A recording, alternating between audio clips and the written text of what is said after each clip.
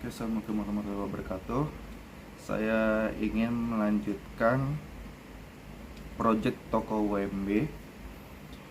Nah, untuk sekarang itu masuk ke bagian produk yang kemarin itu adalah login. Oke, langsung saja. Pertama ini adalah produk modelnya. Jadi untuk produk model ini memiliki fungsi seperti kayak kelas produk model ini memiliki beberapa kegunaan. Yang pertama itu membuat objek produk, yang kedua itu mempresentasikan data produk, yang ketiga konversi dari JSON. Nah, jadi untuk kelas produk ini baris ini untuk kelas produk model mendeklarasikan sebuah kelas baru bernama produk model. Jadi kelas ini akan menjadi blueprint untuk membuat objek-objek produk. Nah, di dalamnya itu terdapat atribut int id. Ini mendefinisikan sebuah atribut bertipe integer yang bernama id. Terus ada kode produk string, mendefinisikan atribut string untuk menyimpan kode produk. Lalu ada nama produk sama string juga. Ini untuk menyimpan nama produk bertipe string. Lalu harga produk dengan tipe data integer. Lalu untuk konstruktornya ini terdapat produk model. Nah, ini adalah bagian konstruktor bernama yang digunakan untuk membuat objek produk model. Jadi parameter-parameter yang ada di dalam kurung kurawal adalah parameter opsional. Artinya kita bisa memberikan nilai atau tidak saat membuat objek gitu. Nah, terus this.id sama dengan id. Nah, baris ini menginisialisasi nilai atribut objek dengan nilai yang diberikan saat membuat objek. Jadi kata kuncinya itu this, merujuk pada objek yang sedang dibuat. Lalu factory product model from JSON ini digunakan untuk membuat objek ya. Jadi untuk membuat objek produk model dari sebuah map JSON. Jadi factory constructor tidak langsung membuat objek baru, melainkan mengembalikan objek yang sudah ada atau membuat objek dengan cara yang berbeda. Lalu ada int.parse object, ini mengubah nilai id yang ada di dalam map JSON menjadi tipe integer. Lalu objek kode produk ini mengambil nilai kode produk dari map JSON.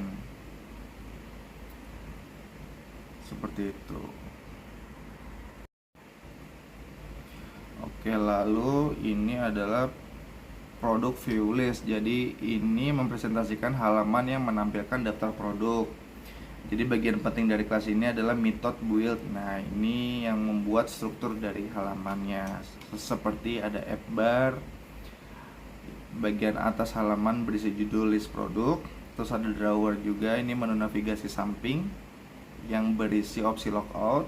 Lalu ada body, bagian konten. Nah, ini isi dari konten tersebut, menampilkan daftar produk.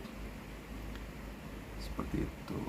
Nah, lalu mendapatkan ke data produk. Nah, untuk data produknya ini menggunakan kode menggunakan fitur builder untuk menunggu data produk yang diambil dari produk block.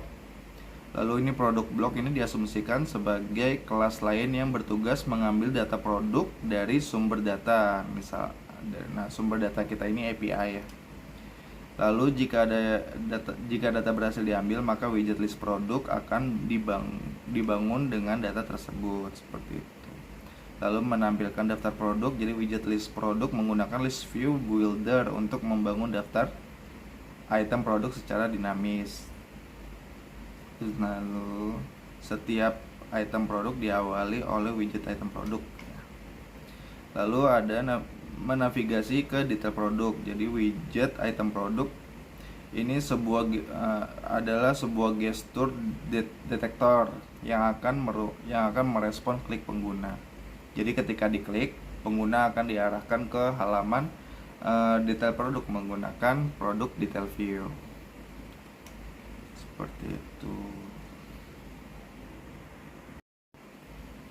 Lalu selanjutnya ini adalah produk detail view. Nah, jadi kelas ini mempresentasikan halaman dari detail produk. Nah, jadi ini menerima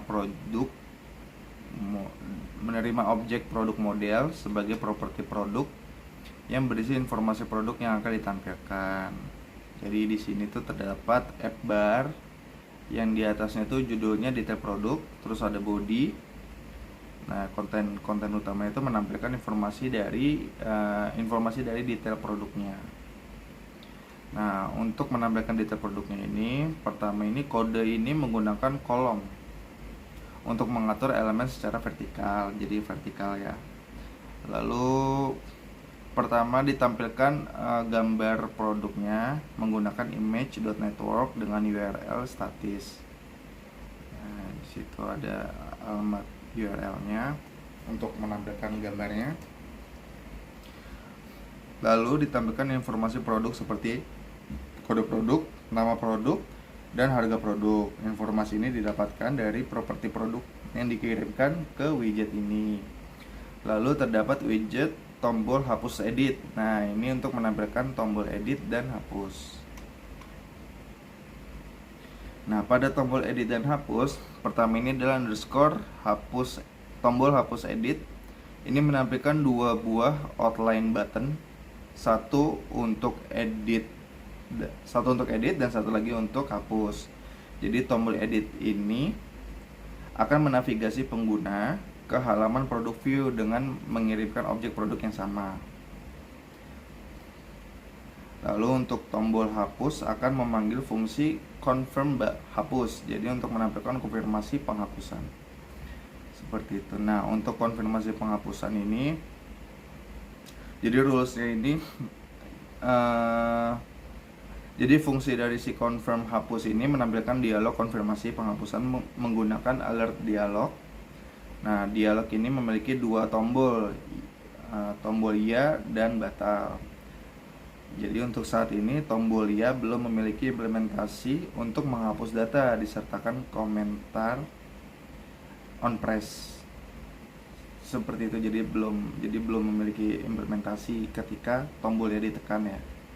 Lalu tombol batal ini ditutup menggunakan navigator pop konteks. Jadi seperti itu.